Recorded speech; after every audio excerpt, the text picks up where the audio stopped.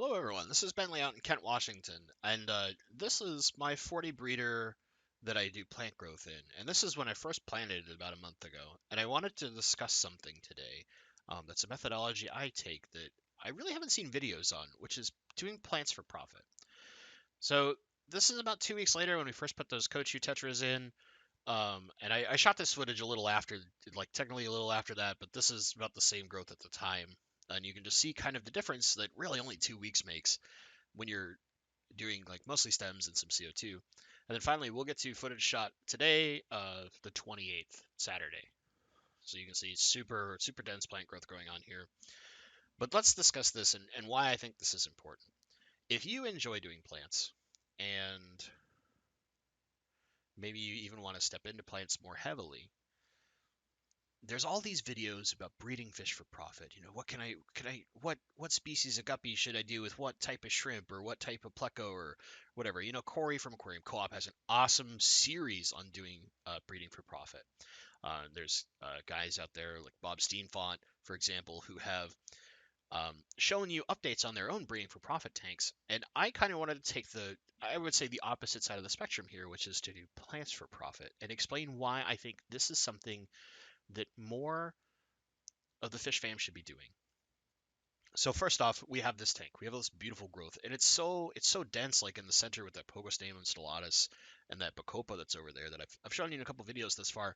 You actually can't see the plants behind them, right, from this shot. And just to know like how many things are in this, and this is just a 40 breeder. Now, granted, there is CO2 being injected here, and that's a cost that's important. If you really want to maximize growth, you really do need CO2, but you can work toward that. So let me explain a couple of my methodologies here and why I think they're important. Number one, you should have a mix of both easy to grow plants, things that do not require CO2, but you'll grow with CO2 to speed their growth, and then harder plants.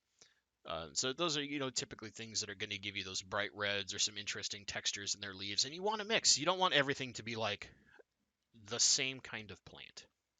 And the reason why is just because you random people, whether it's you're doing Craigslist, you're maybe using like OfferUp, or even selling online through like say the AquaSwap subreddit is a good place. Some of the Facebook groups, Facebook Marketplace, eBay, any of these places, everybody's looking for something different. So if you have a little variety, it makes it easier to sell things. You also should not be afraid to try hard plants. And to start, like you might start with something easy. You might even start without CO2 at first, but then use some of your profit off of some easier beginner plants to start something, say like Pogostemon octopus, regular Bacopa, or if you could get like my yellow flame species because it's a little uncommon, that's a great one. It doesn't need CO2, it just needs good light, right? All you need is a good light and something like a 40 breeder. I think 40 breeders are actually perfect for growing plants because of their footprint and their height. Now, why I think this is important. When you're breeding fish, you need several months at a time. You're not necessarily doing them every month. I mean, guppies you can kind of get in a monthly cycle where you're making maybe 50, 75, and eventually $100 off of say like a 55 or something like that. And that's awesome. Plants you can guarantee monthly income. Just guaranteed. And we're gonna kind of zoom in, and you'll see some other plants that are in this tank, just to give you an idea, like how much other stuff's growing in here. Like in the back, there's some other different species of Pogostemon. There's Kimberley, there's Heidelberg, there's Erectus, there's some Ludwigia Super Red. You can see more of that Wallachii green, the Ludwigia Pantanal, like all just tons of stuff back here, right? And sometimes I don't have a lot of stems of everything, and that's fine because they're more premium things are a little harder. So I only start with a few, and I've propagated a few to grow them out, and then now I can get to the point where I can sell a few. Here you can see like that Hygrophila. Here is like something I was explaining. Don't be afraid to try something hard. This is Syngonanthus Belem. I think I said that right. Sometimes called Tanina Belem. And you can see like 3 of those plants. One's basically dead. 2 of them are really struggling. 2 are doing good. One has brand new growth at the very top, right there in the dead center. Don't be afraid to try these things because if you can get them going, you can get a club. You can get something you can sell at your local club, for example, because it's not very common. There's all this other stuff in the back just to show you like kind of how the growth is going in this tank, but also like the variety of plants that are in here. And even this shot's not showing everything. There's still stuff hidden in the back you kind of can't see.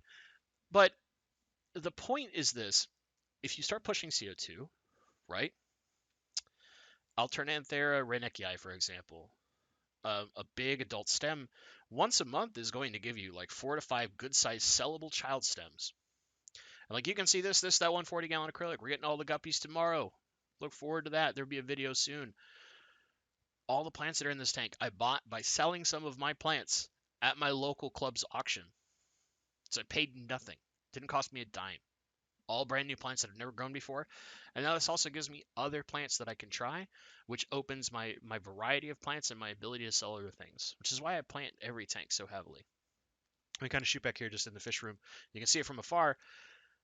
You can grow things once a month, and it's easy to have something like, for example, like me personally, I have 5 different people coming over this weekend, and I just generally expect every one of them to spend about $20, because $20 is something for most people. It's like it's negligible, right? You're not going to have somebody who's going to come over and be like, I want to spend $150 with you. Don't expect that. But if you have multiple people a month, even bi-weekly sometimes, some plants grow so fast you can do that. You can then move on to your next tank, right? Like here's another 40 breeder. And you can see a lot of stuff here that started as immersed growth, like this stuff in the back here. And you can see the new growth up top, and there's like kind of dead looking ratty stems below. That's from when they were grown immersed. Don't be afraid to get these things, grow them out. Sure, it takes a little time, but once you get them growing, they create these big, beautiful plants. And when they're ready, it's easy. You can sell your stems from, and I try to do it per stem, and I do all my easy stuff. I do them at like a buck a stem. I do some of my harder stuff upwards of, if it's like super rare, I'll do something like $3 or $4 a stem. But it has to be very, very rare, very, very, very, very hard to get a hold of. Most of the time, I'm doing like $1 or $2 a stem on almost everything. And the reason why I say this is most people will hear that number and they won't even think about it. They're like, oh yeah, give me like 3 or 4 of those. Give me a couple of those. Give me a couple of those. And then by the time you're done, you've got maybe $20 to $30 in your hand. And that's just one person. And you can probably do it 3 or 4 times out of a 40 breeder a month at a minimum, sometimes every 2 weeks if you're really pushing your CO2 and like to get high growth. So this is why I think more people should start looking at doing plants for profit as opposed to breeding for profit. And if you guys want more updates and more stuff like this in the future, let me know. I'll gladly do more kind of education on this and kind of my methodologies for doing it. Beyond that, I hope you all have an awesome day. Look forward to seeing you again in the future.